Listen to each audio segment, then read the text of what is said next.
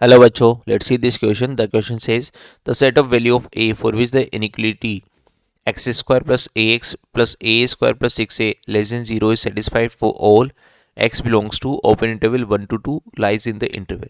देखिए बच्चों, आपको इस इनिक्वालिटी की वैल्यू या इस एक्सप्रेशन की वैल्यू आपको नेगेटिव चाहिए। इस एक्सप्रेशन क्वाड्रेटिक एक्सप्रेशन की वैल्यू क्या चाहिए? नेगेटिव चाहिए। और कब चाहिए? जब x की वैल्यू ओपन इंटरवल 1 to 2 हो। तो ए की पॉसिबल वैल्यू बताने की, ए की पॉसिबल वैल्यू क्या रखी जाए इसमें ताकि ये वैल्यू इस इंटरवल में नेगेटिव आ जाए।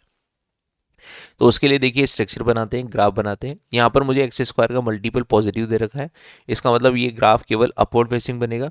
अब 1 और 2 के बीच में इस एक्सप्रेशन की वैल्यू नेगेटिव चाहिए, तो 1 और 2 यहाँ पर लाई करते हैं। तो एक पॉसिबिलिटी तो मुझे ग्राफ की ये नज़र आती है कि ग्राफ अगर ऐसे पास हो जाए, तो देखिए 1 और 2 इंक्लूड नहीं कर रखे हैं। इंक्लूड नहीं कर रखे हैं इसका मतलब यहाँ पर इसके बीच की सभी वैल्यूज़ पर एक्सप्रेशन की वैल्यू नेगेटिव आनी चाहिए। तो एक केस तो मुझे ये नज़र आता है कि इस पॉसिबिलिटी में देखो सारी वैल्यूज़ पर 1 से 2 ओपन इंटरवल में सभी वैल्यू पर ये एक्सप्रेशन नेगेटिव वैल्यू दे रहा है। और दूसरी पॉसिबिलिटी आपको क्या नज़र आती है? दूसरी पॉसिबिलिटी मुझे ये नज़र आ रही कि अगर 1 और 2 यहाँ पर हो और ग्राफ कुछ इस तरह से पास हो, तो इसके बीच की सभी वैल्यूज़ पर भी ये एक्सप्रेशन हमेशा नेगेटिव वैल्यू देता हुआ नज़र आ रहा है। ठीक है, ये दोनों पॉसिबिलिटीज़ मुझे यहाँ पर नज़र आ रही है। अब अगर इन दोनों पॉसिबिलिटी को देखें तो ग्राफ जो एफ ऑफ एक्स है वो कहाँ से पास हो रहा है? वो 1 पर 0 हो रहा है या फिर 1 पर नेगेटिव आ रहा है। 1 पर उसकी वैल्यू नेगेटिव और 2 पर भी नेगेटिव वैल्यू आ रही है। तो दोनों केसेस को देखते हुए अगर मैं यहाँ पर बात करूँ तो मुझे F of one less than और इक्वल टू 0 मिल रहा है। और एंड साथ में ही एफ ऑफ टू भी आपको क्या मिल रहा है? एफ ऑफ टू भी लेस देन और इक्वल टू 0 मिल रहा है। तो केवल अगर मैं एफ ऑफ वन को लेस देन और इक्वल टू 0 और साथ में एफ ऑफ टू को less than equal to 0 solve कर लो और दोनों का फाइनल आंसर निकाल लो, कॉमन आंसर निकाल लो, तो हमारे पास एक ही पॉसिबिलिटीज आ जाएगी। तो यहाँ पर एफ ऑफ एक्स क्या है भाई? तो एफ ऑफ एक्स हमारे पास क्या है? ये quadratic expression x square plus a x plus a square plus 6a, ये हमने क्या ले लिया? एफ ऑफ एक्स ले लिया। और अभी F of one less than और इक्वल टू 0 करना है, तो आप एफ ऑफ वन निकालने के लिए एक्स की वैल्यू 1 यहाँ रख दीजिए इस एक्सप्रेशन में। तो एफ ऑफ वन क्या आ जाएगा आपके पास? 1 plus a square plus 6a। और ये आपको क्या चाहिए? लेस देन और इक्वल टू 0 चाहिए, लेस देन इक्वल टू 0 चाहिए। तो इसको मैं कैसे लिख सकता हूँ? A square plus 7a plus 1 less than और इक्वल टू 0। नाउ इस क्वाड्रेटिक इनिक्वालिटी को सोल्व करने के लिए इसके फैक्टर निकालने पड़ेंगे। तो फैक्टर निकालने के लिए मैं क्वाड्रेटिक फॉर्मूले की हेल्प ले लेता हूँ। Minus B plus minus B square minus का 4ac का square root divide by 2 cross A, और ए की वैल्यू यहाँ पर 1 है।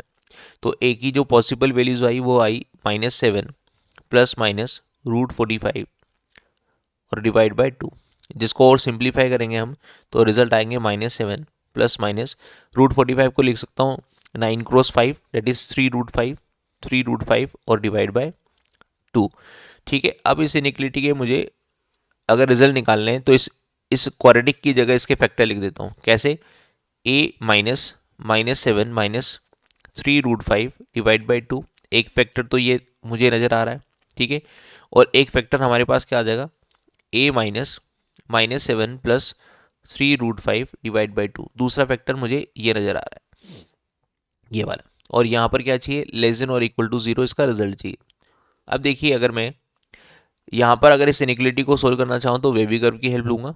इस फैक्टर को 0 करूँगा और इस फैक्टर को 0 करूँगा। ये दोनों फैक्टर 0 होते हैं, एक तो इस वैल्यू पर और एक इस वैल्यू पर।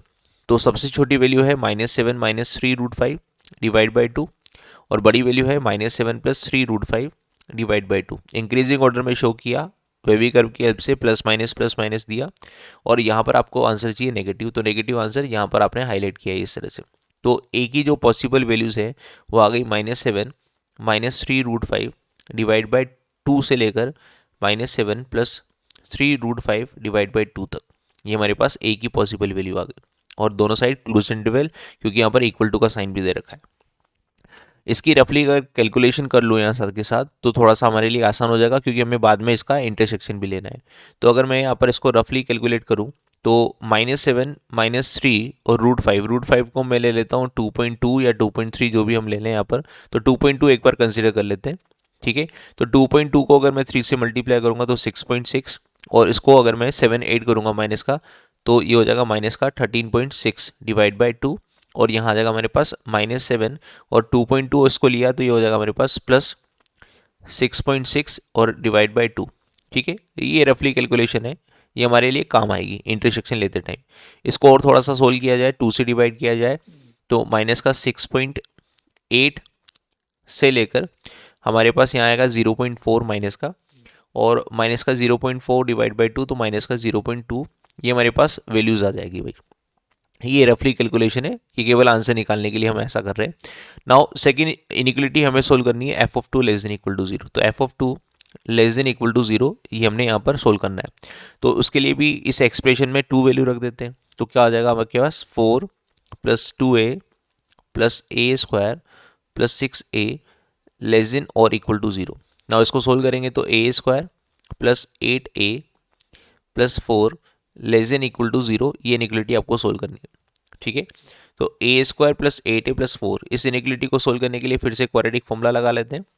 तो क्वाड्रेटिक फॉर्मूले से क्या हो जाएगा, हमें रूट्स पता लग जाएंगे। तो minus B plus minus B square minus का 4ac का square root divide by 2 cross A, इस तरह से।